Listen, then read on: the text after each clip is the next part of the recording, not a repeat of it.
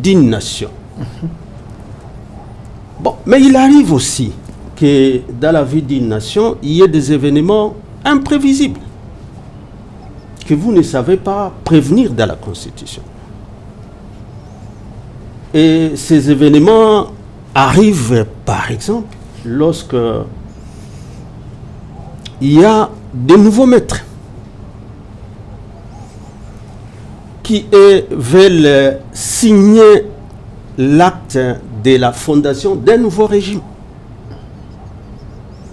Et par ça aussi, ça toujours se passe par justement l'élaboration d'une constitution, parce que cela veut marquer une rupture avec un régime qui est passé et comme nouveaux venus qui doivent essayer de montrer que nous commençons une nouvelle ère pour la vie de la nation. Et donc, ça aussi, ça peut s'appeler une constitution comme un acte fondateur d'un nouveau régime.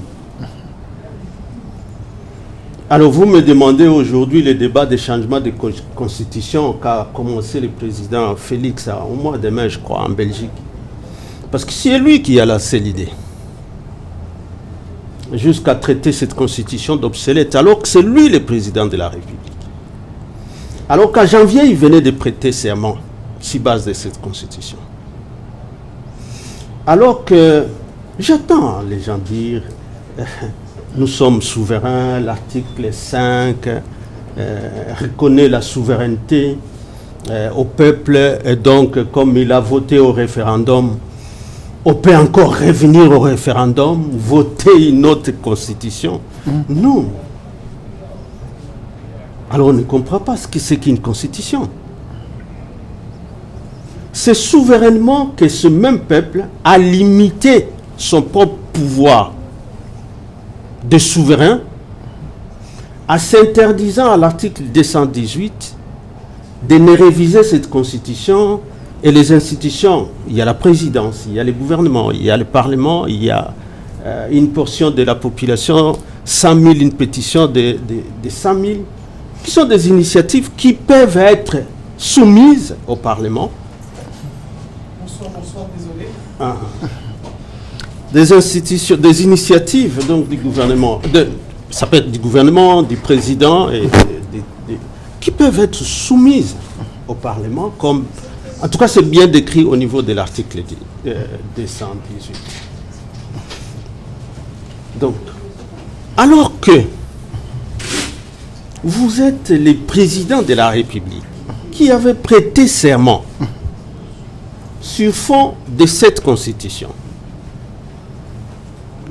comment imaginer qu'après avoir prêté serment, 5 mois après, 3 mois après, vous-même, sans penser, se remettre en cause, sinon le pouvoir que vous avez en cause, vous parlez des changements de constitution.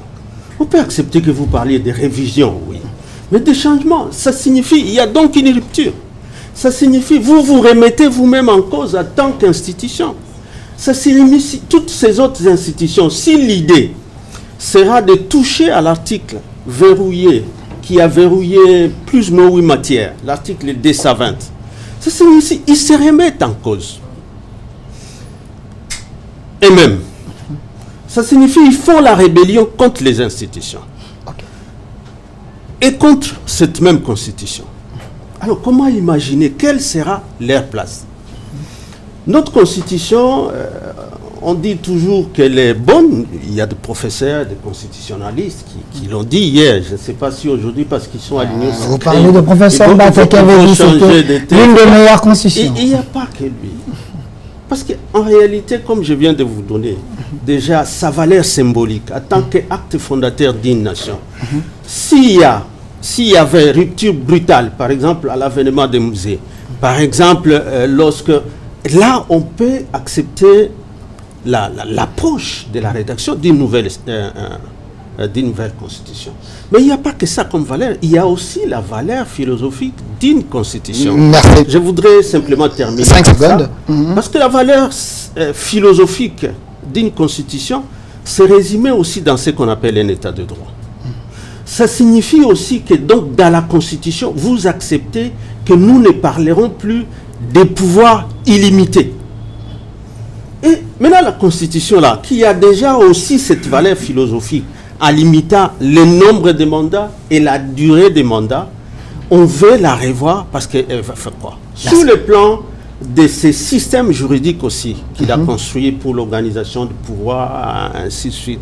Nous avons tout ce qu'il nous faut. Merci. On peut avoir quelques handicaps, mais souvent la solution c'est plutôt dans les lois de mise en œuvre. Je le dis toujours et je continuerai à le dire. Merci M. Ferdinand Kambere, ancien ministre et ancien député national, secrétaire permanent adjoint du PPRD, parti